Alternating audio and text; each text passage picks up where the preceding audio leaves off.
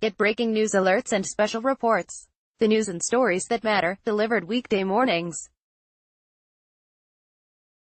Donald Trump's former campaign chairman, Paul Manafort, pleaded guilty to 2 counts in his new Washington criminal case, and admitted guilt in the 10 counts outstanding from his earlier trial in federal court in Virginia. The shocking part is this: he agreed last week to cooperate with federal prosecutors. A more accurate statement would be that federal prosecutors have agreed to cooperate him. As with most cooperation agreements, Manafort will have to come clean and be completely forthcoming with documents and information, and voluntarily testify in court. If Manafort gives the government substantial assistance, the sentencing benefits are significant.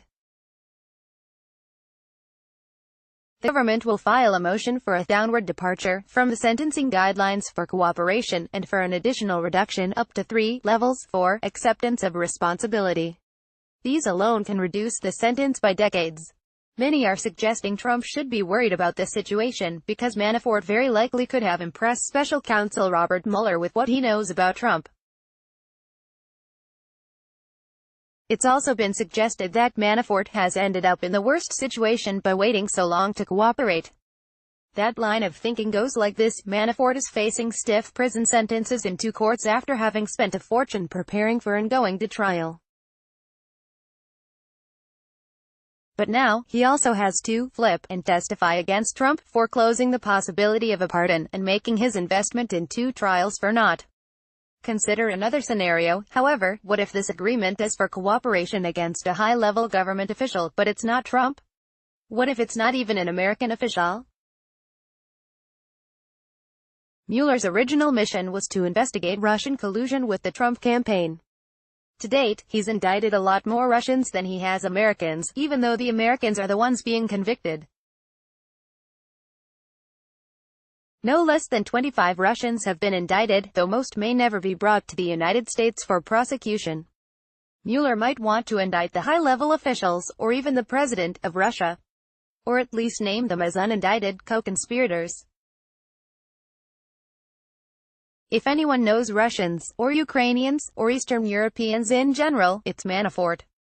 This theory fits Trump's long-standing positive position on Manafort, as compared to the president's former attorney and cooperator Michael Cohen. When Cohen flipped and implicated Trump in crimes, Trump immediately began blasting Cohen on Twitter. By contrast, Trump has praised Manafort throughout his prosecution and trial.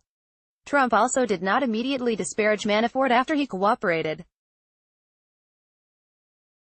The president's first tweet on Saturday instead attacked Mueller, calling his investigation the rigged Russian witch hunt. Also on Saturday, Trump attorney Rudy Giuliani tweeted that Manafort's cooperation agreement does not involve the Trump campaign, reiterating again that there was no collusion with Russia. Trump doesn't appear as concerned about Manafort's cooperation as he has been about other cooperators or aspects of the investigation.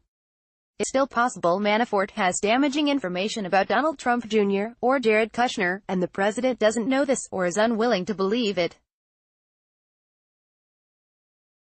The only thing he appears confident about so far is that Manafort can't hurt him. For this to be true, several other things must be true. First, Manafort must have had information reliable and valuable enough to merit a cooperation agreement from prosecutors. Second, that information was about a bigger fish than Manafort. Third, if the bigger fish isn't Trump, it still has to be big, even if it's in a country other than the United States. In this way, Manafort could simultaneously be the most significant cooperator in the Russia probe, but also perceived by Trump to not be a serious threat to him. Meanwhile, the most dangerous cooperator to date is still unquestionably Michael Cohen, who explicitly implicated the president in open court when he pleaded guilty and gave a factual basis on the record for campaign finance crimes. Manafort has something of value for Mueller. It's possible it's not the president for the United States. Danny Cevallos is an MSNBC legal analyst.